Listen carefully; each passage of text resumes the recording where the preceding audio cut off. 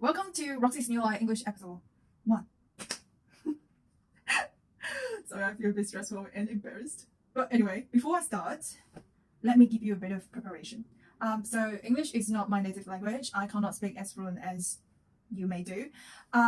So in that case, I understand that if you are uncomfortable with my accent and you're uncomfortable listening to me, you can always click the button there, and then leave yourself. But if you are interested about me, you are interested about what I'm going to say, then you can go on watching. Welcome. And it's so stressful. Oh my gosh, I'm here. Okay. Let me explain why I'm so stressful. Like some of you may notice that I already make some Chinese episodes, which is, if I have to be honest, yes, it's much easier than the English one. It's not just because the language barrier. It's also because I don't really have a lot of real friends in China at my Facebook.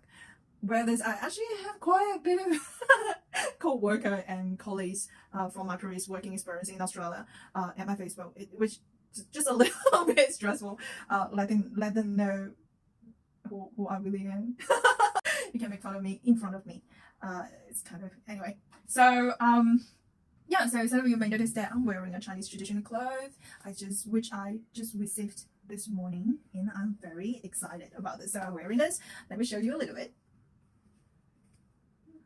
Yeah, so you got a little bit of, let me show you, got a little bit like this, and which is quite interesting, isn't it? So this is one of the benefits in moving back to China. Me moving back to China, I have, I don't know, easier access to these traditional Chinese clothes with a cheaper price, and yeah, it's pretty nice. I love it. So this video is mainly the introduction of myself and a bit of explanation of why am I here and why am I doing these videos. Yeah, so let's start up. So I was born in China at my early 20s after the graduation from my university with a bachelor degree in engineering management. I was quite lost. Like many other young people, I feel so uncertain with my future.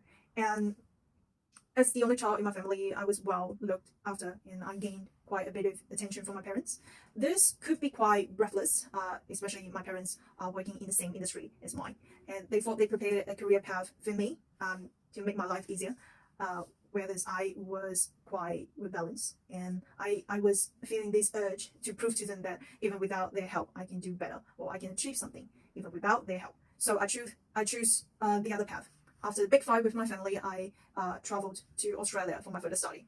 So after the study in Australia, I managed to live in Australia and start up a career as an estimator or contract administrator. So after 7 years living in Australia, in roughly at 2019, my mom was diagnosed with breast cancer. Well, luckily, with the successful surgery, she slowly recovered, but she's not as strong as she used to be. This actually gave me a bit of time and opportunity to really reconsider what my family means to me. And yeah, so at the end of 2020, I decided to move back to China to really cherish the time I have with my family to help with my mom's business. So this is pretty much me. So, well, I think there's actually a deeper reason behind the idea of moving back to China. I hope I can explain it simple and neat. And let's have a try. Me have a try. You watch me try. Okay, fine. Alright, 2020 to me is a magic year. I was exposed to many new ideas, interesting thoughts, which so-called as New Age religion. I also attended a course called Loving Yourself is Just a Beginning, which is held by a famous YouTuber, wont, who is a psychic, spirit coach, and author. I regard this lesson as a life-turning course. These ideas, these thoughts actually broke my mind, changed the old value system of mine. And it also gave me a bit of thoughts, a bit of chance to really look back, to reflect, review my past life, and to consider who am I, where am I, and what is my life purpose. Yeah, so in my early 20s, I regard myself as a member of Angry Youth. If you look it up at Wikipedia or Google it, you'll find it have a very interesting definition. Well, to me, my understanding is that Angry Youth is a group of young people who's so angry, who's so upset with the society rules, and seek for a reform, something similar. And at that point of time, when I was young, when I was living in China, the mainstream voice is always, benefit to China itself, and always you can only hear good things happened with this system. And also in the meanwhile, you can also access to some different voice from outside of the mainland, saying a different point of view. At the early 20s, I was very curious, and that's one of the reasons why I want to move to Australia at that point of time. I want to really explore the world with my own eyes. I really want to know whether or not it's really good or bad and sort of things like that. So when I traveled in Australia, things switched. Well, it's not completely switched, but it switched in a sophisticated way. And if you know what I mean, obviously, in the Western country, you have more of freedom to express yourself. How do I say? It's become a different position, let's say. Yeah. So, but however, when I was in Australia, between these 7 years, my hometown experienced huge differences as well. They've changed a lot. They have a lot of evolution from my point of view.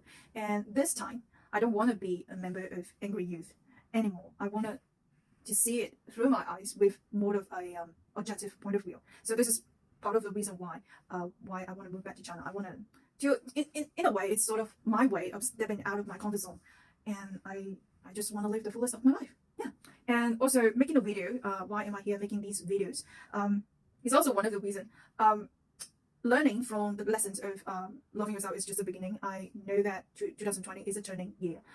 Many of you may already notice that nowadays everything is changing. So young people are pushing the boundary of looking after themselves. Many people are awakened to focusing more on themselves. So let's say people are encouraged to be themselves, to stand up for themselves, to voice out for themselves. So my intention to make video is the other way of stepping out of my comfort zone, because I used to be quite conservative, which I may make another episode talking about the whole change, the process living in Australia. What does it feel to me?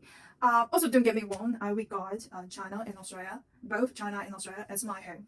I love both countries. I love both different cultures, and I love the difference as well. I want to reach out, I want to connect with more people, and I want to express the real myself. I want to be I want to do this as a challenge. So this is probably the main reason why I am making this video.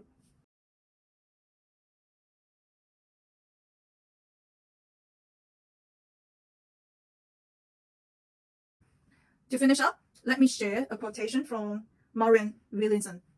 We ask ourselves, who am I to be brilliant, gorgeous, talented, fabulous? Actually, who are you not to be? You playing small does not serve the world. There is nothing enlightened about shrinking so that other people won't feel insecure around you. We are all meant to shine as children do. It's not just in some of us, it's in everyone. And as we let our own light shine, we unconsciously give other people permission to do the same. As we are liberated from our own fear, our presence automatically liberate others.